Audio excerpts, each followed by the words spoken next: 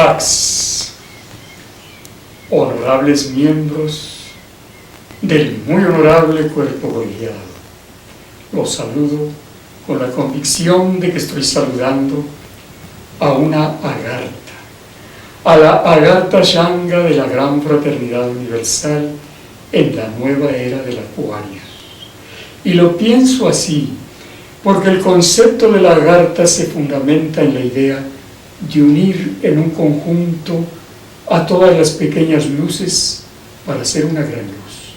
Y ustedes representan las mejores luces de la iniciación real dentro de esta institución, y unidos todos en un muy honorable cuerpo colegiado, representan el gran esplendor, la Agartha Shanga. Esto se los digo porque en alguna ocasión he visto unir las luces de muchas velas para hacer una sola flama e iluminar una gran instancia en un gran esplendor. Así que eso es lo que yo pienso, y en este sentido los estoy saludando. Una vez que les he dicho esto y que los he saludado con la más profunda de mis convicciones en que el trabajo de ustedes dará luz a esta institución, quiero hacer un análisis abierto, general, del proceso de nuestra institución, con el objetivo de que ustedes tengan un poco más de información y que la puedan unir a la que ya tienen, para que ese esplendor que esperamos de todos ustedes, esa luz, sea mayor para todos. Lo primero que quiero decirles es que yo conozco la línea llamada solar de la Gran Fraternidad Universal desde su comienzo. Precisamente yo aparecí en esta institución en el momento, es decir, unos poquitos meses antes de que reapareciera el sublime hermano mayor y le diera un cambio a esta institución. ¿Y por qué hablo de un cambio a esta institución? Porque originalmente la institución necesitó una apertura con base en la fe, y esa apertura fue de tipo mesiánico. Se comenzó a hablar de un Cristo, de apóstoles, se buscaron analogías con el Cristo de hace 2000 años y con los apóstoles, y todo tomó un tinte místico religioso. Pero después el hermano mayor se retiró y salió de su retiro después de 40 meses con un enfoque diferente. Ese enfoque fue el que yo conocí. E inclusive ahora comprendo que si yo hubiera llegado cuando eso tenía un enfoque puramente místico religioso, no me hubiera quedado. Pero me atrajo mucho el enfoque iniciático, y por eso ahora creo poder comprender el por qué algunas clases más o menos con alguna preparación económica, cultural, etcétera, sienten cierto rechazo al misticismo religioso que propone la Gran Fraternidad Universal. No porque rechacen lo religioso ni lo místico, sino porque rechazan esa especie de neocristianismo que representa la Gran Fraternidad Universal. Y solamente las gentes que creen o que tienen una fe que no analiza nada son las que realmente se han acercado a nuestro movimiento. Así pues, pienso que de origen la Gran Fraternidad Universal se inició en un movimiento místico religioso que después cambió cuando el sublime hermano mayor le dio un aspecto iniciático, jerárquico y disciplinario. Esto generó un conflicto bastante grande. Todas las personas que habían llegado a la fraternidad con una idea místico-religiosa se sintieron agraviadas, e inclusive llegaron a ciertos extremos que más vale no recordar, pero que yo vi muy directamente, porque en esos momentos fue cuando yo aparecí en esta institución. Así pues, se crearon las dos corrientes, la lunar y la solar. ¿Y en qué consiste la diferencia entre lo lunar y lo solar? Los he venido observando a lo largo de estos 32 años que se cumplieron en el pasado mes de junio, y he observado que los de tipo lunar aspiran a una autoridad única, a un salvador, a un mesías, a un ser humano que tenga un rostro y que esté dotado de algo excepcional, que si no lo tiene, de todos modos hay que creer que lo tiene para tener un punto de referencia. Y al mismo tiempo son dados a inclinarse hacia el culto al dolor, el culto a la muerte y a los mártires, tal como se vivió el misticismo religioso en la época de Piscis. En cambio, en el misticismo llamado solar, o que yo estoy llamando solar, se tiene una especie de culto a la vida, y al grupo y al equipo y a la opinión del conjunto y no de una sola persona. Y esto resulta sumamente interesante. Son dos corrientes. Una que espera la solución para después de muertos en el nirvana, el Satchitananda, el cielo o el paraíso, en todo caso el más allá, pero no aquí. Eso es misticismo religioso. Pero también la otra que espera la solución aquí y ahora, ya, en un presente que se asocia con ese presente eterno de lo sagrado, y hace un culto a la vida, a la alegría, y tiende a dos cosas que están presentes en nuestra institución. Una de ellas es el culto al sufrimiento, y la otra es el culto a la alegría.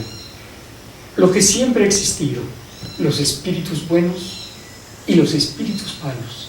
Y esto arranca desde los orígenes de la naturaleza humana, y hay que tomarlo muy en consideración.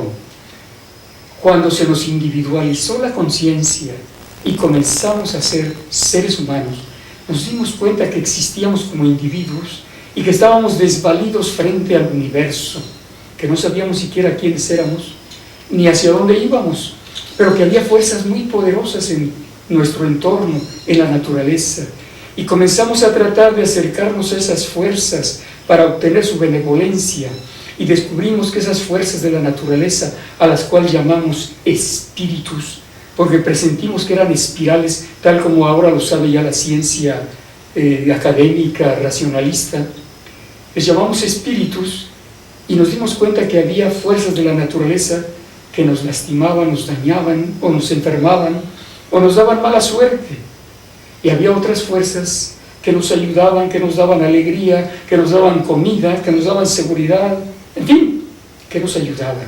Y así fue como comenzamos a tener la idea de los espíritus buenos y los espíritus malos.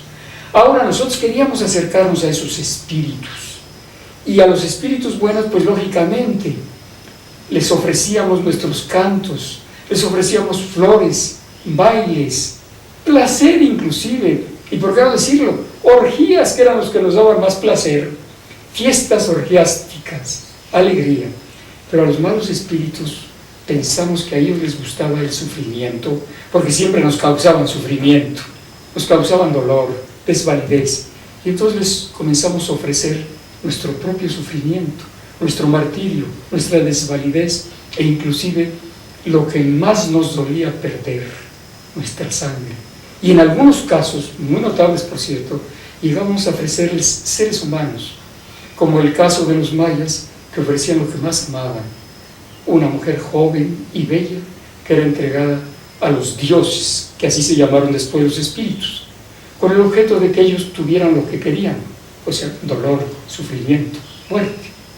Pero también le ofrecíamos, por ejemplo, a otros dioses, a otros espíritus buenos, flores, mariposas, cantos, digamos como el caso de Quetzalcóatl, que también en su aspecto de divinidad pedía solo flores, mariposas y serpientes para convertirlas en Quetzalpápalos y en Quetzalcóatls de pies que vuelan y flores que se elevan muy alto.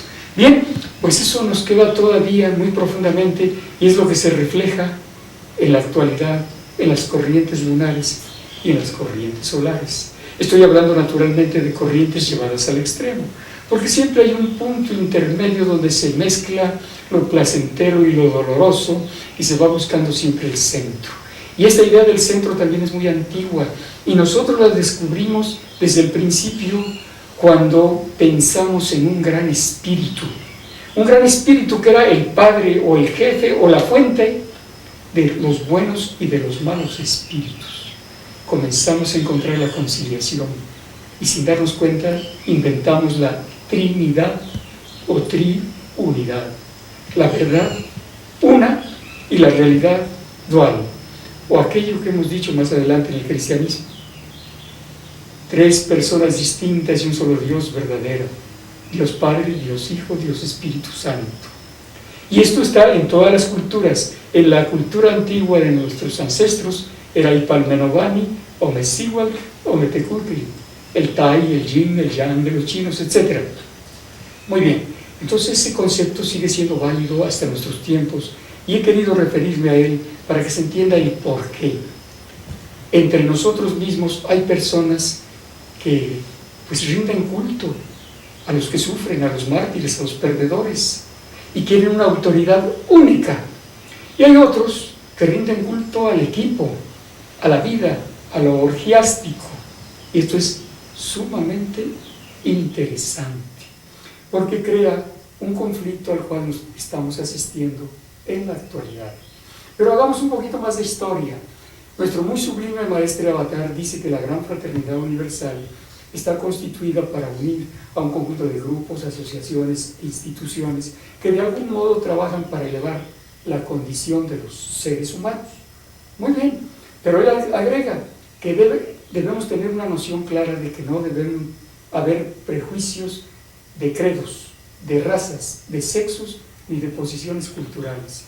Curiosamente captó lo que nos iba a suceder. Bueno, por algo sería, desde luego, por algo fue el maestre de la Verrier, el sublime maestre Avatar. Lo primero que hemos tenido precisamente han sido conflictos de tipo místico religioso. Lo lunar y lo solar se fundamentó en una cosa que también hay que entender.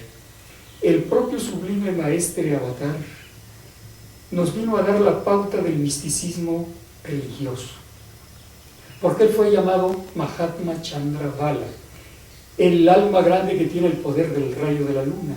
O sea, que hablando en el sentido ritual, se colocó en el lado del descenso de lo sagrado hacia lo humano, en la columna de la izquierda, que es la puerta de la luna, en ritual.